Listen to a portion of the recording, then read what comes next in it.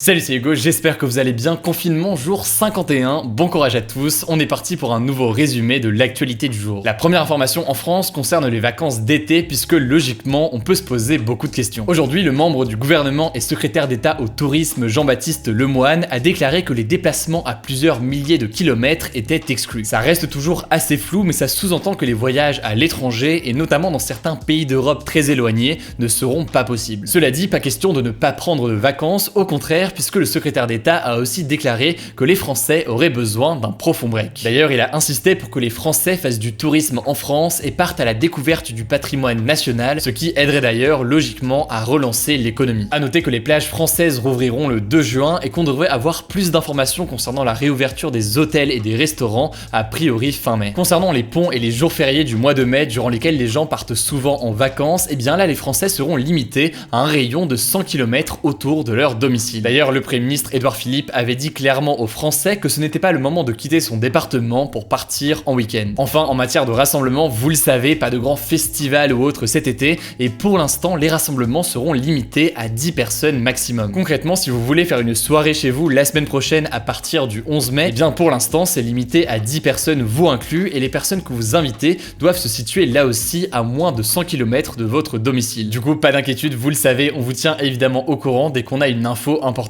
La deuxième information que je voulais évoquer très rapidement concerne la culture. Avec le confinement, le milieu de la culture en France a été logiquement très touché et beaucoup de personnes ne peuvent plus travailler depuis des semaines. Ça concerne par exemple les musiciens qui jouent dans des orchestres, les chanteurs, les danseurs, les comédiens, mais aussi ceux qui s'occupent par exemple des festivals. Tous ces métiers bénéficient en général du statut d'intermittent du spectacle qui leur permet en gros, pour faire très simple, de toucher le chômage s'ils ne travaillent pas assez d'heures dans le mois. Le président de la République, Emmanuel Macron, a annoncé aujourd'hui qu'il allait prolonger jusqu'à fin août 2021 l'assurance chômage des intermittents, vu que beaucoup n'ont pas pu faire et ne pourront pas faire dans les mois à venir leur nombre d'heures minimum à cause de la crise actuelle. Enfin, pour l'instant, Emmanuel Macron ne s'est pas prononcé sur la date de réouverture des salles de cinéma ou encore des salles de concert. Là aussi, on devrait avoir plus d'informations dans les semaines à venir. Dernier sujet en France, je voulais vous parler d'une tribune vidéo publiée dans Mediapart et écrite par l'acteur Vincent Lindon qui fait beaucoup parler. D'abord, dans cette tribune, Vincent Lindon n'épargne pas Emmanuel Macron. Il critique le goût du président pour, je cite, les rites de la monarchie, en citant notamment le choix du Louvre pour célébrer son élection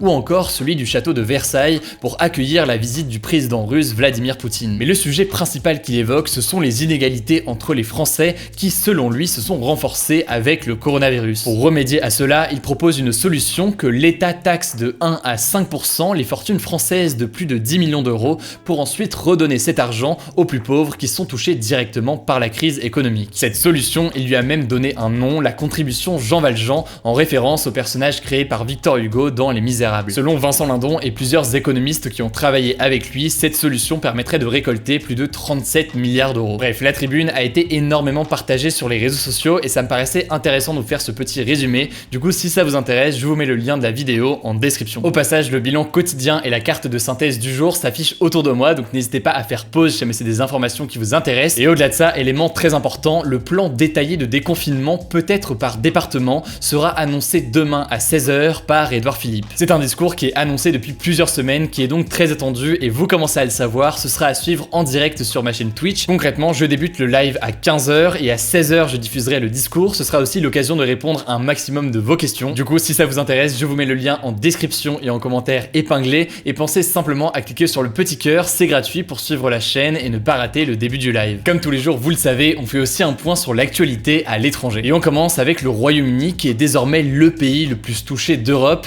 et le deuxième pays le plus touché au monde après les États-Unis avec plus de 30 000 décès. Le bilan actuel est même probablement beaucoup plus lourd car le chiffre de 30 000 décès concerne les décès enregistrés jusqu'au 24 avril. Bref, il y a donc quasiment 2 semaines de décalage. Pour rappel, beaucoup reprochent au gouvernement britannique d'avoir tardé à prendre des mesures puisque le confinement a été imposé une semaine après la France alors que l'épidémie faisait déjà des morts dans le pays. Autre info, aux États-Unis cette fois-ci, Donald Trump a fait son premier déplacement depuis 6 semaines et il s'est rendu dans une usine de masques en Arizona. Jusque-là, rien de particulier si ce n'est qu'il ne portait pas de masque durant sa visite. Pour rappel, il avait déclaré il y a un mois qu'il refusait de porter un masque contrairement aux recommandations des autorités sanitaires. Mais au-delà de cette anecdote, Donald Trump a demandé à rouvrir l'économie du pays, quitte à ce qu'il y ait des morts lors de cette période de déconfinement. D'ailleurs, les États-Unis viennent de franchir les 72 000 décès liés au coronavirus et pourraient atteindre atteindre les plus de 100 000 décès d'ici juin. En tout cas, vu le ton de Donald Trump, eh bien ce déplacement avait des airs de campagne présidentielle. Parce que oui, le 3 novembre aura lieu l'élection présidentielle aux États-Unis et elle opposera Joe Biden, le candidat démocrate, autrement dit du camp de Barack Obama ou encore Hillary Clinton,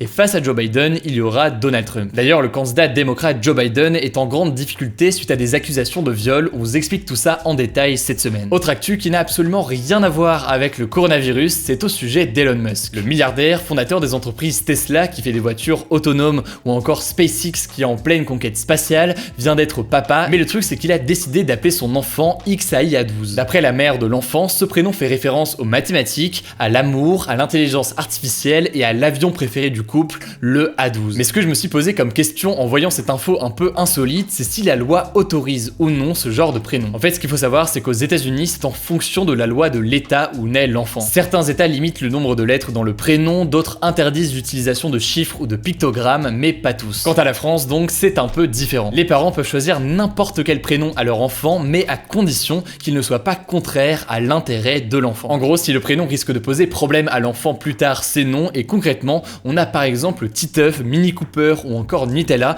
qui ont déjà été interdits en France. Comme chaque jour, vous le savez, on termine avec une note positive, et aujourd'hui, c'est une belle initiative des coiffeurs français. Le projet s'appelle Take Air C19 et a été lancé par le coiffeur de star John Nollet. En gros, les coiffeurs ont décidé d'offrir des soins et des coiffures à tout le personnel soignant qui le demande à la fin du confinement. L'objectif de l'initiative, donner un moment de réconfort aux soignants et les remercier pour leur travail, et concrètement, tout se passe sur le site takecare-c19.com. Les coiffeurs peuvent rentrer leur adresse et leur disponibilité, et les soignants n'auront qu'à choisir leur rendez-vous après le confinement. Je sais qu'il y a un certain nombre de personnels soignants qui suivent ces points quotidiens qu'on fait chaque soir, donc je me suis dit que ce serait intéressant de relayer l'initiative. Je vous mets le lien directement en description, et en tout cas, bravo à eux. Pour ceux qui ne sont pas encore abonnés, sachez que sur Instagram, chaque jour, on offre un petit résumé rapide, clair et simple à comprendre de l'actualité. Ça prend moins d'1 minute à lire, et donc je sais que ça peut intéresser certains d'entre vous. Au-delà de ça, en plus, on a un post des mèmes de la semaine, un post des bonnes nouvelles de la semaine, bref, plein de choses qui pourraient vous intéresser. Du coup, si ce n'est pas encore le cas, n'hésitez pas à vous abonner. Le nom du compte, c'est Hugo Décrypte. Voilà, écoutez, je crois que j'ai tout dit. Surtout, prenez soin de vous et de vos proches. On se dit à demain.